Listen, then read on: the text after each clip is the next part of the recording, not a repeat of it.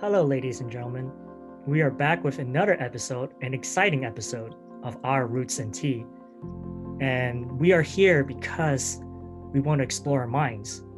We're talking about deep topics, spirituality, meditation, philosophy, all that good stuff.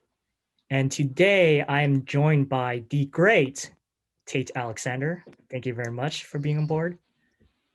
Thanks for having me. Yep. And so it is a bit of a tradition here that we drink tea with our guests while we discuss these topics. And today I am having the English breakfast tea, the classic. And Tate, I think he's drinking an oolong tea, I believe. Having some oolong. Yeah. Yep. So yeah, tea always has a great calming effect, especially while talking, discussing these topics. And not to ramble on too much, we're just gonna get started right away. First thing I want to ask you, Tate, is you're obviously a singer songwriter, and you're also the lead singer of your own band, Chakra 8, right? I believe. Yeah. So I'm very curious about this band and kind of how it got started. Where did the concept come from? And because I feel like the name also has a special meaning too. Yeah. So Definitely. give me the full backstory. Sure. So, I've been a solo musician for a really long time, and I was playing in a band called Akiini. We were like a psych rock band. We were together for like 4 or 5 years. We were playing festivals and shows and all around town. And then when the band split, I just started sort of doing my own solo thing. And And this guy, Rick, who played drums for a band called Corners, sort of like a post-punk sort of band, he reached out to me. He has a recording studio in Agora and told me that he wanted to record me. And I knew what his rates were. I know the going rates for a professional studio. And I told him, look, man, I would love to record with you, but to be quite honest with you, it's just not in my budget right now. And he said, no, just come by. I'll take care of it. So I said, heck yeah, all right, get in the studio. We knocked a song out over the weekend and thanked him for being there. And he said, when are you coming back? And I said, man, I will spend my whole life in the studio. I could be here every day. Whenever you'll have me back, I'll be here because I could write a song every day. And he told me, well, I work during the week, but you can be here on weekends. And we did that for about 3 years. Every single weekend from Friday till Sunday night, I was there in the studio. It started with this guy, Casey Cole, who started playing music with me. He ended up having a second child, so that took all his time away. Right. But Rick and I just continued on, and it's not a band because it's me and Rick. And, there's instruments we don't play where we'll have someone who plays saxophone come by and record saxophone, or we had multiple bass players come by. So there's really not this traditional sense of a band. There's not, he's the bassist, he's the drummer, he's the guitarist. Rick, who was recording me, played drums. I played almost everything else that was on all the tracks. And we just didn't want to call it my name. I'd been going by my name as a solo artist. And now that there were other people involved, I didn't want it to be so self-centered, and other people are just sort of like, I wanted them to feel like they're a part of it. So we threw out a bunch of different names. One of the names was Chakra. I was like, Chakra's cool. And I thought there's 7 chakras. And then I was like, wait, what about Chakra 8? Because it's sort of like beyond, and I like things that are beyond, and the 8th chakra is over your head, which I like the concept of like music that's over your head, And then when I started researching the 8th chakra, I found out that the 8th chakra is what's lit up when you are in alignment with your purpose, with your dharma. We have all these ideas of like, the throat chakra, truth, communication, the heart chakra, we understand that.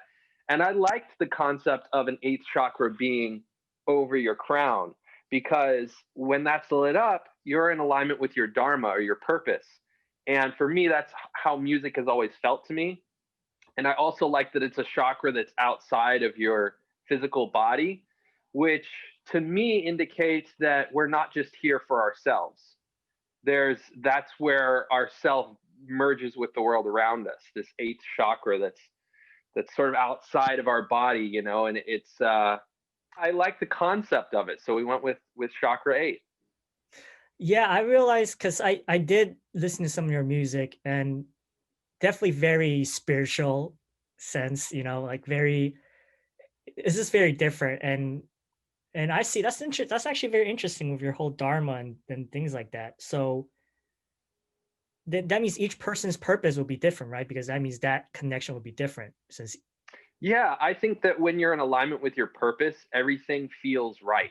You Mm, know, like it might not be easy necessarily. I think pursuing a life of music is not an easy path. You know, there was uh, this meme I was reading the other day I thought was funny and connected with, where it's like, you know, musicians, they generally grow up watching all their friends hitting all these pivotal points of adulthood, you know, like getting married and having a kid. And when you're making music, you're pouring your heart and your soul and your time and your energy and your money into something because you know that's what you're here to do, yeah. even though it might not be giving you a return like most things that people invest into right away. You know, it's sort of like playing the lottery, but even if you don't strike gold, you know that that's what you're there to do. And the people that it does connect with, it could have a massive impact on their lives. I believe that music saves lives. I believe there's people who are on the verge of suicide and depression, and then that right song comes on and it just fixes it. You know, Hmm. I believe in the magic of music. And I don't think there's enough music nowadays that is uplifting, good lyrics, positive message. And I think the world could use some more of that. You know, I believe quite the opposite is happening with music, where they're sort of like making things that shouldn't be cool. You know, make yeah, and that's not. I'm not about that. I think that we should make compassion cool. You know, we should make empathy cool, awareness cool. You know, like that's what music sort of does. That's what pop culture does. Is it makes things quote unquote cool, Yeah. right? Anyways, I feel that that's a big part of my purpose, and I just can't stop. You know, I just keep producing material regardless of what else is going on in the world. Sometimes I've got, you know, more financial things that I need to focus on, and that may take my attention off of it for a minute, but I always sort of come back to it. It's Mhm. always something that it feels like it needs to come through regardless. So it almost feels like that for you, music is more than just like your own passion, is something even bigger, like potentially a healing factor for a lot of people. Totally. I think everyone comes into this world with gifts to give the world around them. And I think that when people are doing whatever that is, they can feel that alignment. They can feel that click, whether they're a dancer or they're a poet or they're a doctor. You know, there's so many different things, but I feel like it goes beyond the love of self. Mm, Even though I feel the love of self is a highly important factor. You can't drive someone to their destination with a broken down car. You know, the self love has to come first, but I don't believe it stops there. You know, obviously I love making music and I want to make music because it feeds me. But I mhm. also feel like there's sort of a responsibility to my existence and my purpose and my calling and to better the world around me. And I think that's just what I intuitively feel and am passionate about with music for me. Yeah. Right, right. Oh no, no, that's very commendable. I love that about it. Because you're right. Nowadays, the music, I mean, more like mainstream pop, hip hop music, which a lot of times talks about the same stuff, Hmm. drugs, sex, all that. Which I mean, they have their values, but like what you said, it doesn't. I feel like it doesn't really. I don't know. It serves like maybe just the pleasure value, but then in a higher sense, it doesn't do anything in at least for me.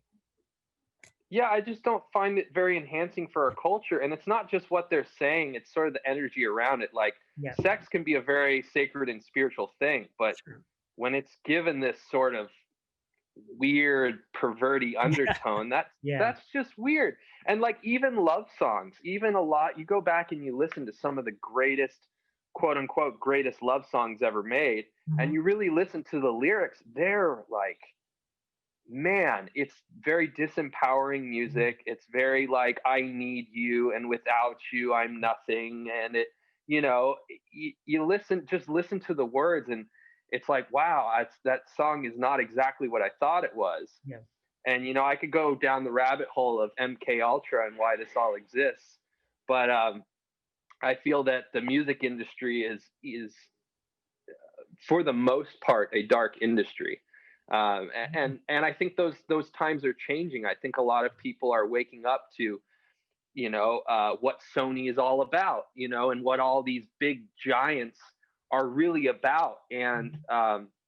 I think we're going to start to see a shift in how we already are. The music industry is always changing. How Yeah. people have access to their music right now. Spotify is sort of it seems like the leading edge of music, which is Yeah. weird for the artists because they don't make any money, even if Yeah. everyone's listening to it. Yeah. So I think we're constantly in a shifting industry where things are always changing. I mean, it's not that long ago where people had to get their music on vinyl. It's really not that long ago. Yeah. Um, so I think we're going to start seeing things shift within the industry as well. And I think people are starting to wake up to the sort of McDonald's of music. Like just because that's what they're advertising doesn't mean that's all there is to eat. And Yeah. it doesn't mean it's good for you either. Like, yeah. So I'm riding this wave. I'm not sure exactly where it's going to go, but I'm excited to be Right. here at this time. What a great description. McDonald's of music. It's what it is. It's Well, I what it mean, is. that's true, and don't get me wrong, junk food has its values too. I mean, it is good every now and then. I guess you can put it that way. So, and it's interesting. So, I kind of want to backtrack a little bit, actually. Sure. For you yourself, um, when is that moment that you realize you found your alignment? Whether it's through music or something else. Well, I mean, I came to California in 2005 to go to film school, and I really felt my passion was to make movies. Mm, And okay. I went to film school. I got into the film industry. I got my, as they call it, your foot in the door. And the moment I got my foot in the door, I wanted it back out. And Oh, that was a big existential crisis for me because here, everything I was working for, everything I went to college for, everything I was pushing for, and I got my big opportunity uh, as a chief editor for a special effects department for Marvel and Capcom. nice. Like I got handed a huge opportunity, and my name was going to be going on all these credits, and I was going to have a steady, nice income. But I was looking at a computer screen from sun up till sundown, Mm, 6, maybe 7 days a week. I was in a windowless office alone, yeah. and the only human contact I had was someone would open my door and say, "Hey, we need you to do this," and shut my door. Oh, And I was, it was a really mind opening experience because I was like, this is the film industry. Is you do the grunt work, and maybe someday later I'll have enough money to invest in my own film. Or it was just a big political mess. And mm, I saw the movies I was working on, and I was like, there's no positive message here.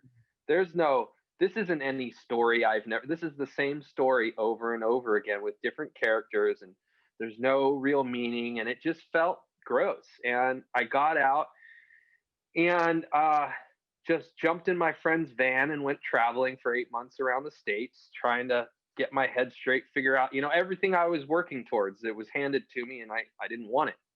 So it was a big wake up call for me. It gave me time to kind of clear my head and figure out what I wanted to do with my life. And I've always known I'm the creative type. I've not been, you know, had so much passion around anything else. I wasn't into sports. I wasn't into, what I was learning in classes. All I wanted to do was make art my whole life. And I just started playing music, started recording it from my cheap little microphone onto my cheap little computer. And I realized that that's where I found peace.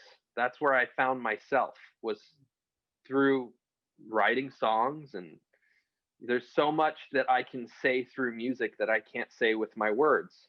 And that's how I felt I could best express what I'm feeling and how I'm observing the world, and um, how crazy everything seems to me, with a sense of humor or a sense of artisticness about it.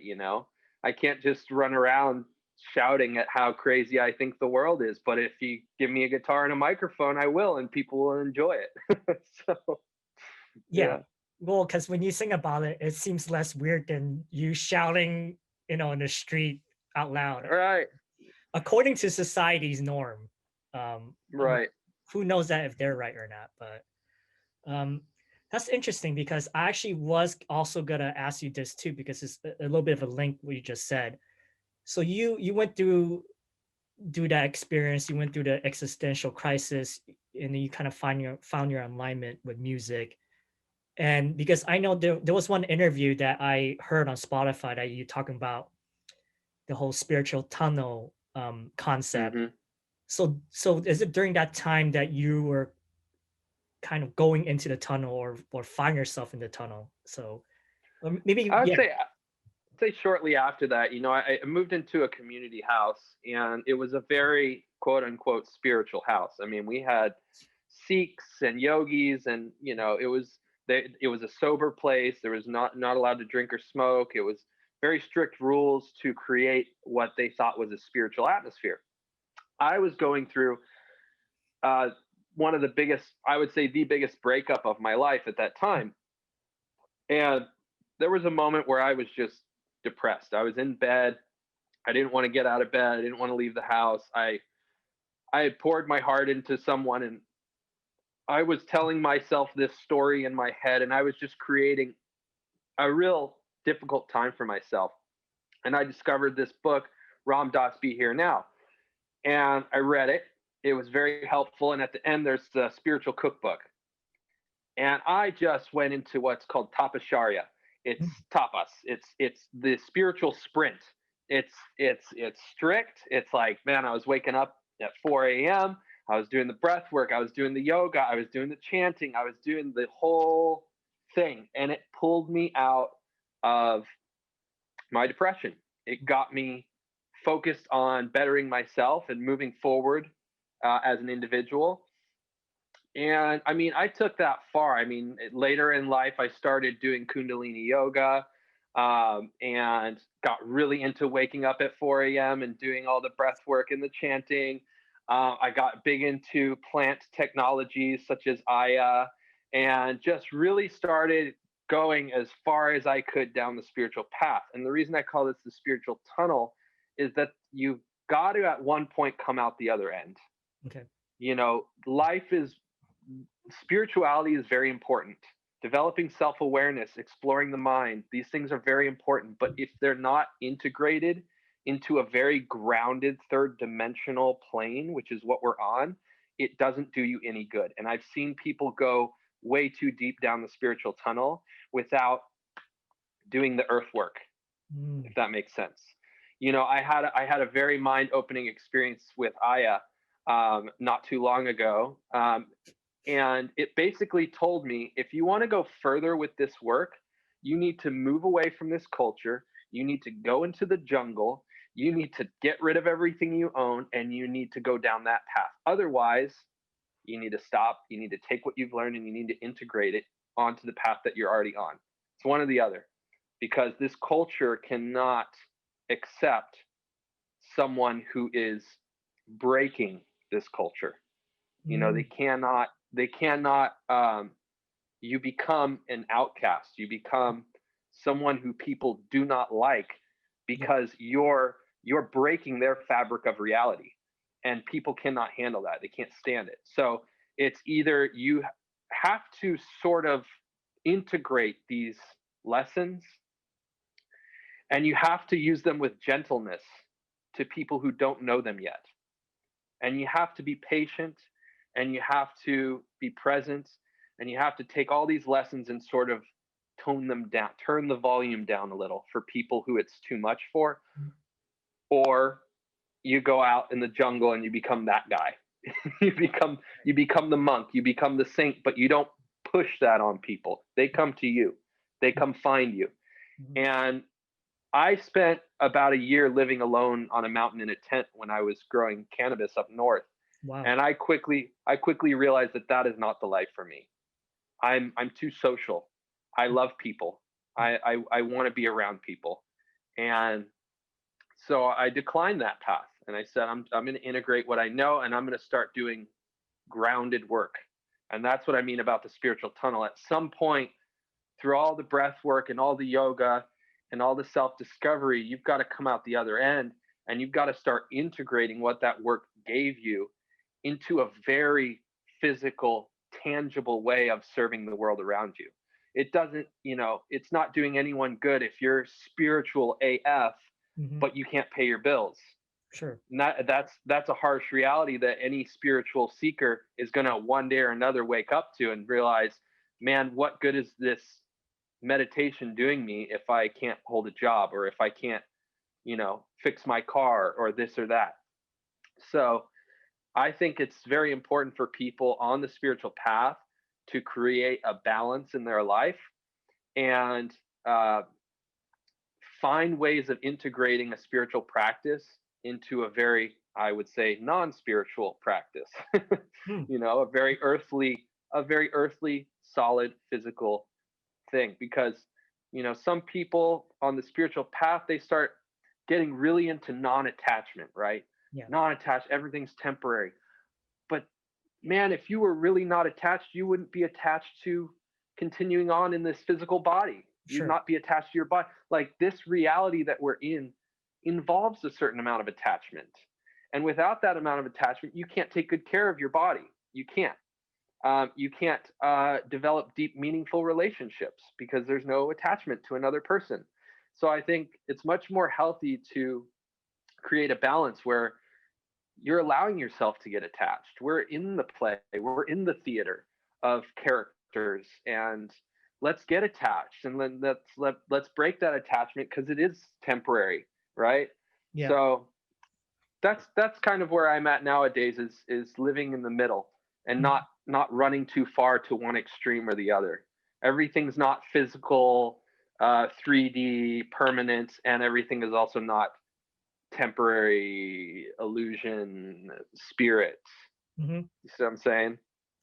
Yeah, I actually had an interesting thought that I kind of like your opinion on it is that, you talked about obviously non-attachments, you're talking about, seeking spiritual self and a lot of seeking spiritual self is like you're just trying to eliminate desires or distractions or anything like that, such as alcohol, drugs, whatever.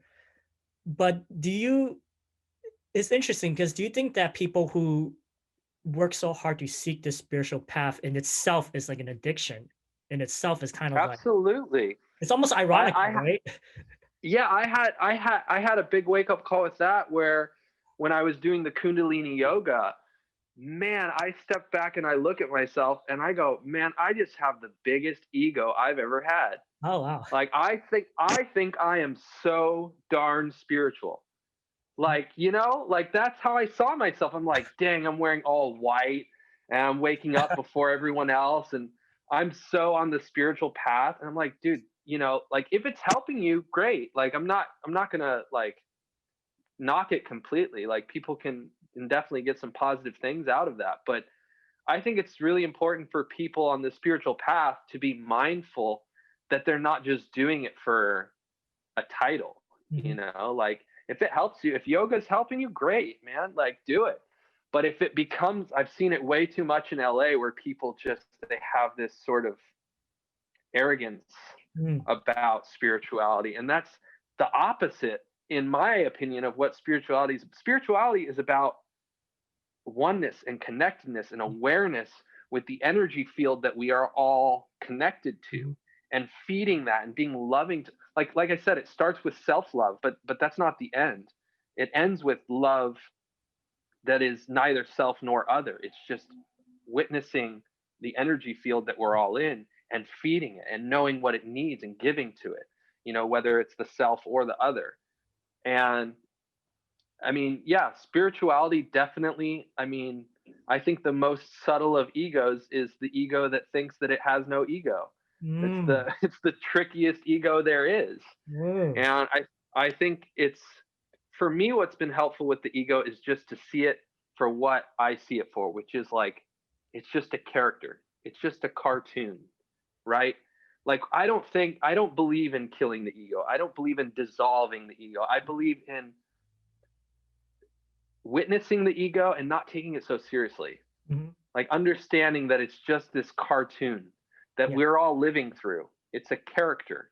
And there is no killing it. Otherwise, you're a monk in a cave. You're just oming and closing your eyes. And where's the fun in that? Like, you know? Right. Um, So yeah, it's more about kind of accepting that it's there, and just in a way not let it control you in a sense. right. Don't take it so seriously. You know, some people get so attached to their identity Yeah. and that they'll feel it's insulting to call them the wrong pronoun or Mhm. call them, I'm just using that as an example.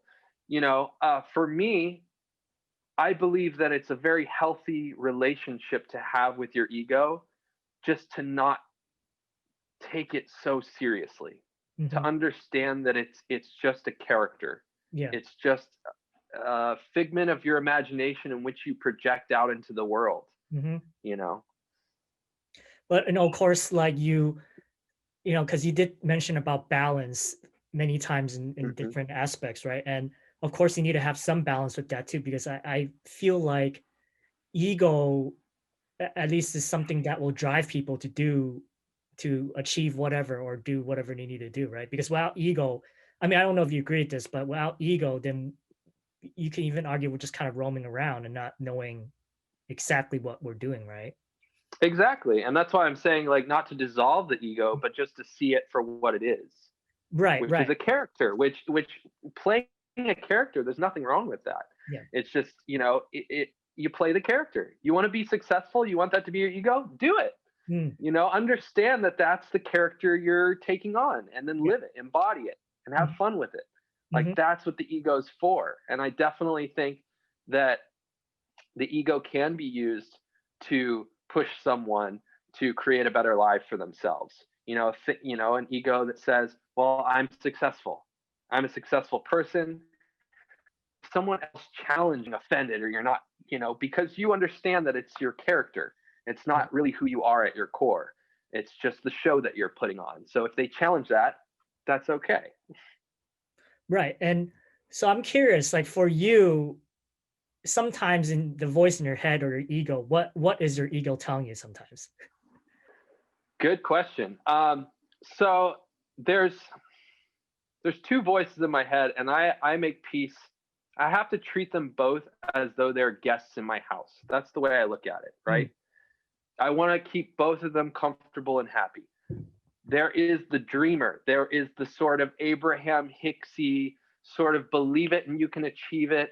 There is the positive thinking. Let's manifest this. We can create whatever life we want. There's that voice, right? yeah. And then there's the voice of reality. Here's where I'm at. This is how things are. I believe I'm abundant, but here's my bank account, right? I believe I'm successful, but this is my life. So there's all these, like, you know, that's the balance. That's the balance where it's acknowledging where I'm at and acknowledging my potential. Mm, I have to be real and honest. If I have something, if I view myself in a way that's not flattering to myself, I need to acknowledge that in order to address it. I can't just do this spiritual bypass game of, oh no, I'm already perfect. I'm do this sort of unable to fully witness myself as who I am. So like I said, I view it as two house guests in the same house, where I don't ever want to shut up the dreamer. I mhm, don't ever want to shut up the voice that knows what my potential is. And I don't want to shut up the voice that's saying, "Hey, you've got this dirt here. You need to fix this." mhm, So that's basically where I find my ego is sort of bouncing back and forth between these realities of where I'm at and where I'm going. Oh, okay, that's interesting. Wow, I didn't think about that. Two guests in a house. Okay. And then Yeah, these two, right. both voices have validity. Both voices have something important to share, Yeah. right? It's just like it's just two house guests, and I got to keep them both happy, and I got to listen to both of them. And so, yeah, go ahead. Yeah, and so another thing also too I was gonna ask about is you in that podcast you talked about like the whole placebo effect as well, which I thought was very interesting. Mm-hmm. How sometimes the whole spiritual, I guess you can say even say enlightenment, right? Maybe sometimes like it was already there or it comes to you already, but maybe some people are pushing too hard, or maybe like what you said about placebo effect. So I want to know a little bit more about that, your thoughts on that. Yeah, so I think the placebo effect comes into play in our lives quite a bit, Mm-hmm. um, but it can be challenged. Like let's say the example. Let's say I believe I'm enlightened, and I believe that nothing can bother me, and nothing can knock me from my bliss, and I'm just going to go on this spiritual path of just believing that I'm already perfect and I'm already enlightened. Well, that's great and all, but if things come and challenge that and I can't hold to that, like there's facing that reality. And I think the placebo effect comes into spiritual practices where one might, it can work. It can work. I mean, when I was doing Kundalini yoga, I really felt like I was getting more present to the moment. Mm. And maybe I was. I think so much of spiritual development is, there's definitely physical, tangible elements to it. For instance, I think diet and exercise is huge in spirituality. If you're not physically well, I think it's incredibly hard to focus on being well spiritually, almost near impossible. So I think that the placebo effect is not the only thing that comes in with spirituality, but I definitely think it's a determining factor. I think some people become successful because they believe that the practice they're doing is going to make them successful. And maybe it's not that practice, but maybe it's just their belief that by doing this, I'm gaining this awareness or I'm gaining this success, And I don't want to push the placebo effect aside as being like, oh, that's just the placebo effect. No, the placebo effect can create tremendous healing. Like people in studies do heal with sugar because they believe they're giving, that they're receiving a healing thing. So I think the placebo effect does come into play. And I think what's interesting about that is once you understand that a sugar pill healed you because you thought it was medicine, then you can just take away the sugar pill, right? So if you think that by waking up at 4 a.m. and doing chants and this and that is what's healing you, then maybe, I'm not suggesting it is, but maybe that's a sugar pill. Do you see what I'm saying? Like, maybe it's a sugar pill. And I think that's worth examining. Like, is it this practice that's benefiting my life, or is it my belief in this practice that's benefiting my life? If it's the belief in this practice that's benefiting my life, can I remove the practice and keep the benefit? You see what I'm saying? Because, I mean, for me, I now do my meditation, my daily meditation. I run 5 miles a day. And in that 5 miles, I'm usually on the beach and I'm usually paying attention to my breath and my thoughts. Same as someone would do sitting down, right? Closing their eyes, meditating, paying attention to their breath and their thoughts. But for me, it's a more proactive way because I'm wanting to stay fit and I'm wanting to manage my time well, right? So that's the thing, is like, do I really need to sit with my eyes closed in lotus posture in order to meditate? Right? That's so true. that's what I mean by the placebo effect. If that, by all means, I'm not knocking it. If that really helps you find your center, for me, running helps me find my center because I find my pace and I get into my breath, and I'm at the beach. I'm just breathing. I'm not talking to anyone, and I got my head clear for a good hour. So that's all I mean by the placebo effect is if you don't need the sugar pill, Yeah. remove the sugar pill. I mean, it's just basically simply just kind of rewiring your brain, right? Because our brain is so good at telling us these narratives, and most of the times these narratives are probably false, right? Because our mind's so good at tricking us. And Right. it's kind of like the same deal here, right? Because if you have that belief and tell yourself that story enough, you know how what they say is that if you tell yourself like 1,000 lies and you'll believe that it's true or something like that. Right. Yeah. I think our brains tend to turn verbs into nouns. Yeah. And what I mean by that is I maybe I fail at something. Yeah. And now my brain might go, oh, you're a failure. You see, it just turned a verb into a noun. Mm. And that story might, that's not real. Yeah. I'm not a failure because I failed. That thing failed. Yeah. And you turn the failure into feedback, and then you could say, well, that wasn't even a failure, really. That was just showing me how it wouldn't work. Mm-hmm. And just reframing the whole situation. So the stories we tell ourselves cannot change the facts. Yeah. But they can reframe them and reshape our views of them, which can be extremely powerful in moving forward, right? So the stories we tell ourselves, we can't lie to ourselves. Yeah. But we can tell the story differently, right? Yeah. I can say, and every time I try this, I fail at this, and I'm just not meant to do this because I tried over and over again. It doesn't work. I'm never going to achieve this because I already tried and it's not working. That's a story. Mm-hmm. And it's not, I'm not lying. That could be the truth. Yeah. But I could also tell the story like, you know what? I tried it this time. It didn't work this way. I tried it again and again and again this time just to be sure that this way wasn't the way. So now I know all these ways that it doesn't work.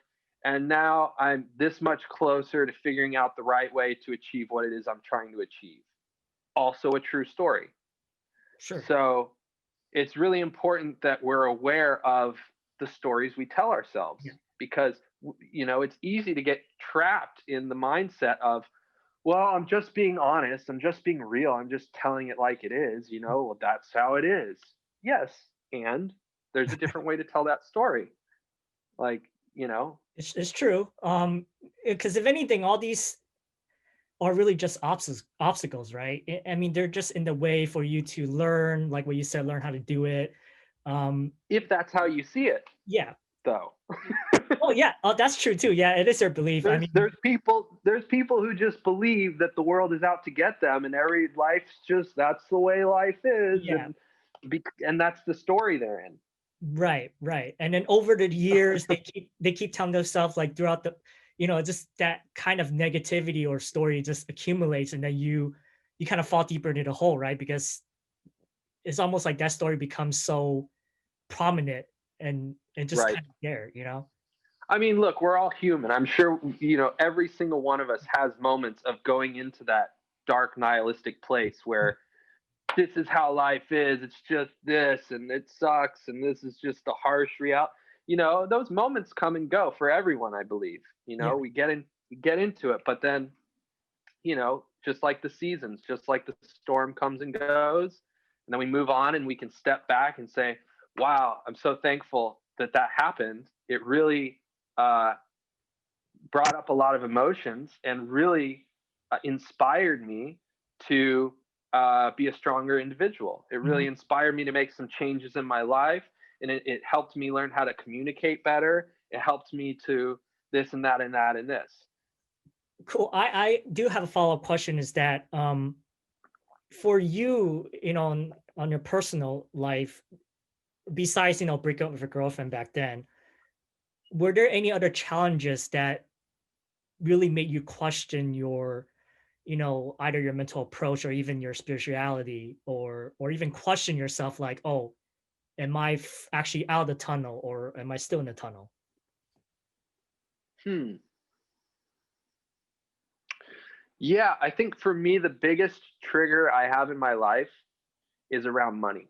It's Money. around financial stability, which most people would say is about as far away from spirituality as one can get. Yeah. I don't completely agree with that, and that's the work, is trying to figure out how to integrate these spiritual practices, right? Like here's an example. Like I can show up to a mundane job. Let's say I am well, I just started working at a farmer's market, right? Cool. And I could just say, well, I'm just here selling mushrooms at a farmer's market. You know what? I'm also there on the spiritual plane to bless people. I'm also there to bring love and light and awareness and joy and compassion and consideration. Someone might have a straight up like 10-minute therapy session with me at a booth of a farmer's market. And it's because I feel I've done a lot of work in that area. Mhm. And so I think for me, I'm in the process right Mhm. now of coming out of that spiritual tunnel. I'm looking for things that are very quote unquote non-spiritual. I Mhm. want my finances in order. I want my bank account and credit cards and this and that, like things that are not spiritual. And like I said before, it's important for me. Like I kind of went around about the path, I think, in the opposite way that most people do. From my observation, most people are very 3D. They're just about money and their bank account and building credit and how nice their car is and this and that. Yeah. And then they grow up and then they're like 40, 50 years old. And then they start thinking about spiritual things, right? I feel I went about it in the flip way, where most of my life I didn't want a job. I didn't want to work. I wanted to meditate. I wanted to do yoga. I wanted to read books. I wanted to experiment with tantra and Mhm. magic. And that's all I was interested in. And here I am coming out of my Saturn return, like just my last relationship ended over money. Oh. And I told myself, I said, that's never going to happen again. I need to get my shit together. Mhm. And it's a process. Like it is a process of transitioning from all these spiritual practices and bringing that heart and that awareness and that integrity into the world of 3D, you know. Ah. Checks Wow, and that's balances. very, very insightful. Um, it sounds like, yeah, you're still kind of struggling to find that balance. Because I do agree with you. Going for money is a very, yeah, non-spiritual way. Yeah, that's interesting. Actually, I didn't think about And that. I don't believe it has to be non-spiritual. Sure. I believe personally the success that I've had in my past work, my past jobs before the whole COVID thing hit, I Yeah. was doing the best I was ever doing in my life financially. I had Mhm. stable work. I was working with multiple companies as a 1099. My time was valued. I was crushing it. Mm. And I believe a lot of that, not all of it, but a lot of that came from my spiritual work, learning how to connect with people Yeah. from a heart level, Yeah. learning how to be present, learning how to listen, learning how to show up. Like that all I just brought it into the workplace. That's where my training was in the past. And people like that. Mhm. The workplace is rigorous.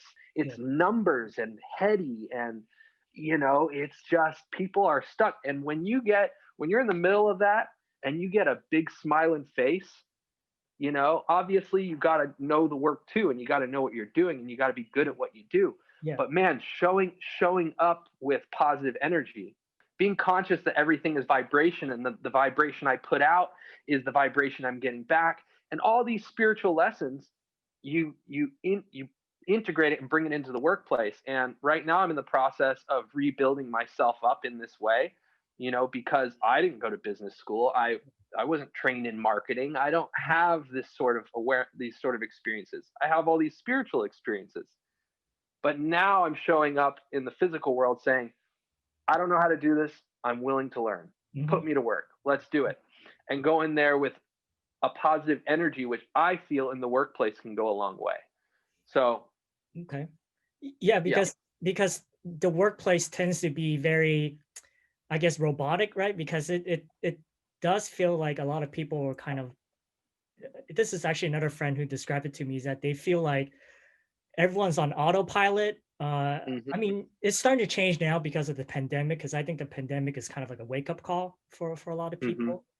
Um, so I so I do believe that's kind of how the workplace is a lot of times, where for you, like maybe you were like talking to other people who are like kind of like robots, trying to get through to them, and then maybe some of them, they're like, "What are you talking about?" Right. It's really interesting. It's an interesting thought. Yep.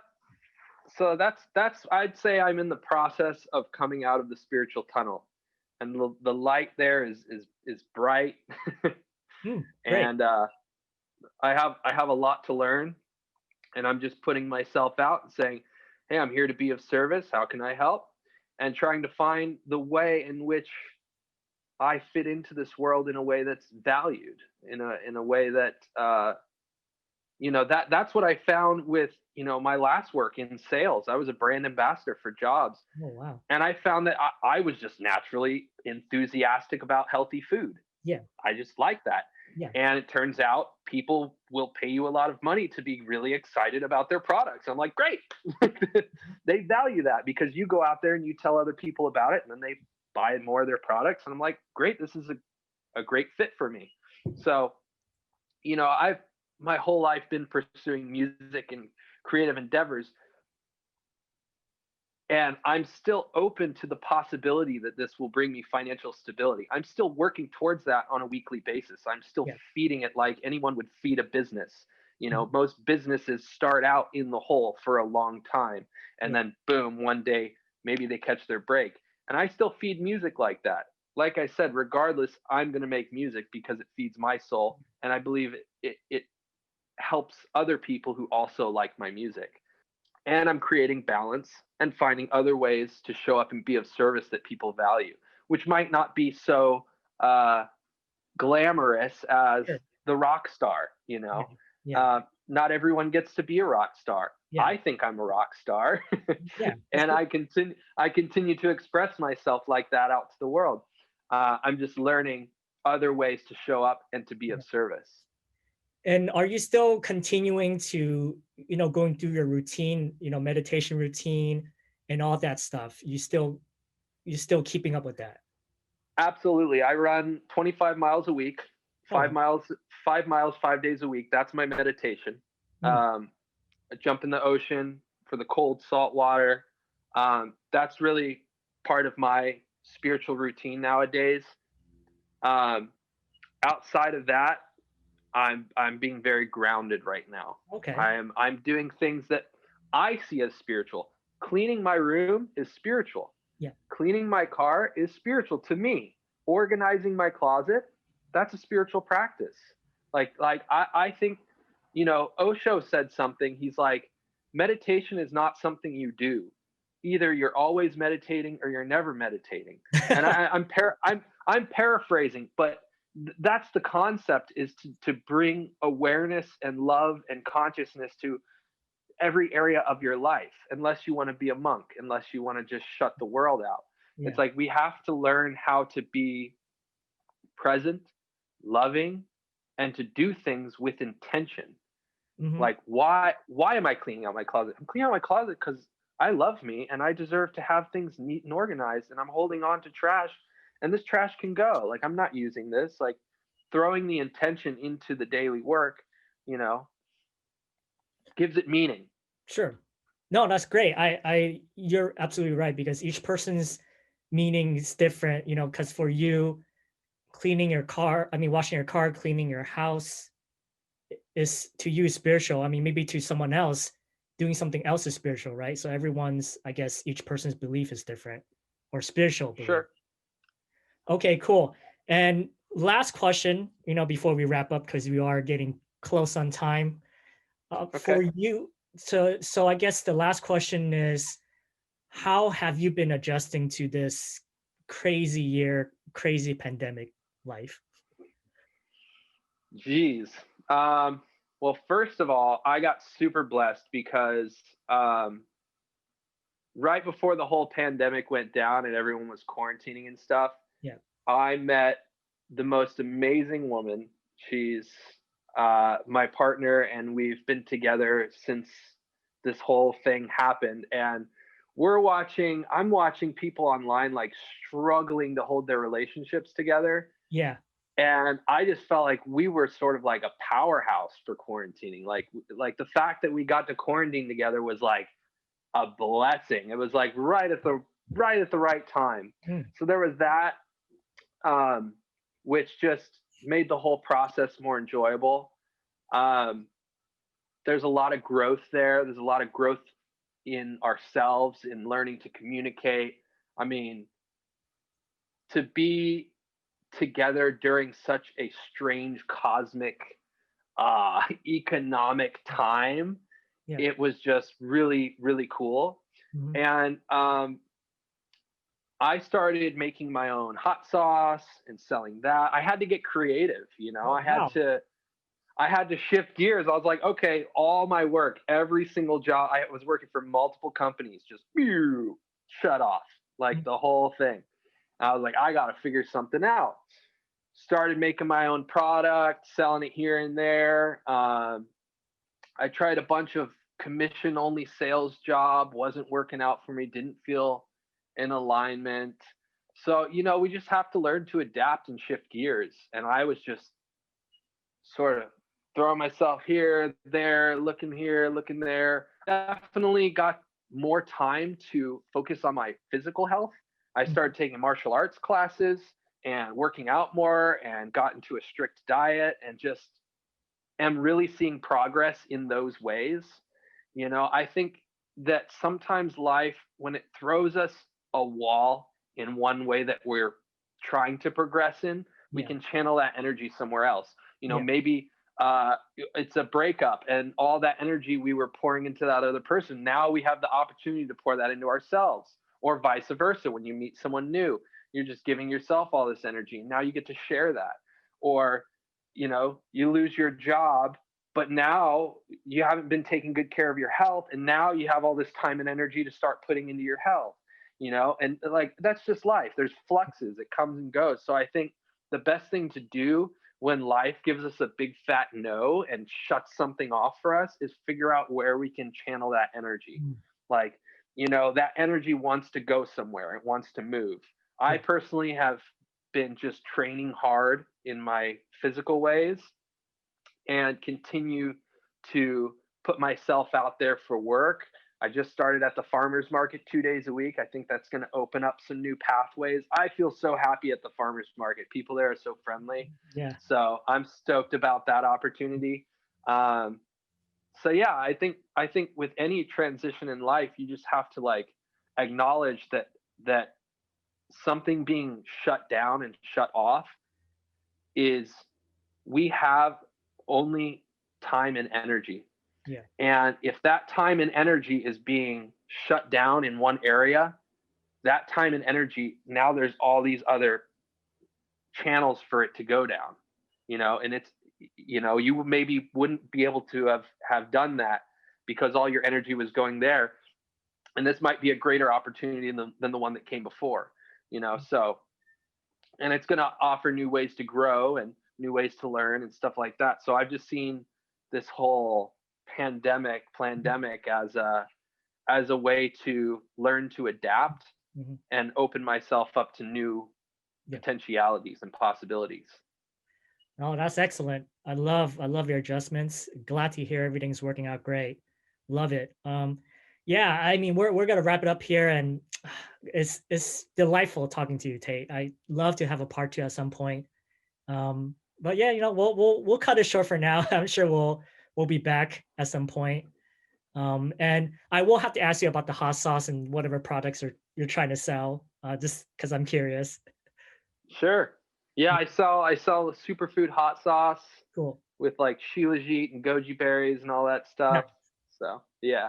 Cool, cool. Yeah, yeah. I mean, because you know, a lot of these information I'll be posting it in the description, just in case Cool. our listeners wants to check it out. You know, maybe check out Tate's hot sauce and give it a try. But Nice.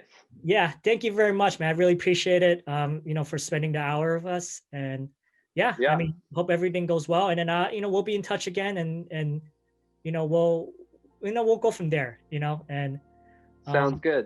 cool, yeah, and thank you everyone for listening. We will be back again next week, of course. So yeah, stay tuned. Thank you.